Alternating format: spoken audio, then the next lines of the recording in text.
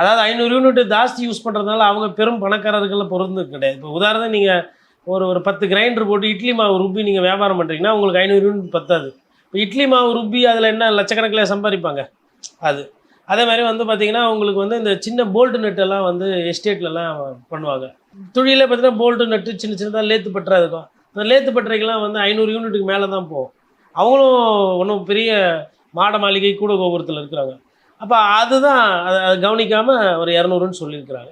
யார் பார்த்த வேலைன்னு தெரியல. எல்லாம் இதுக்கு முன்னாடி பார்த்தீங்கன்னா 100 யூனிட் தான் ஃப்ரீயாக இருந்துச்சு. அது 100 யூனிட் யூஸ் பண்ணுறவங்களுக்கு. ஸோ அதை கம்பேர் பண்ணும்போது இது கொஞ்சம் நல்ல திட்டம் தானே சார்? அது நல்ல ஸ்கீமாக இருந்தால் மக்கள் அவங்களே உட்கார வச்சுருப்பாங்க.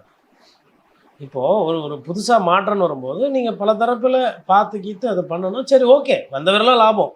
அதனால் 200 யூனிட் வந்திருக்கு. வீடு இல்லை, சாதாரண ஏழை பழைகள் நடுத்தர வர்க்கத்தில் இருக்கிறவங்களுக்கு இது உதவும். அதில் வந்து மாற்றுக்கிறது கிடையாது.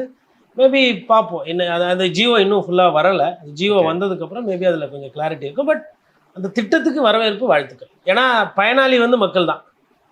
விஜய் அந்த கரண்ட்டை வீட்டுக்கு எடுத்துகிட்டு போகிறது கிடையாது. அதனால் பயனாளி மக்கள்ன்ற போது அது வந்து உண்மையிலே வரவேற்கத்தக்க ஒரு விஷயம்.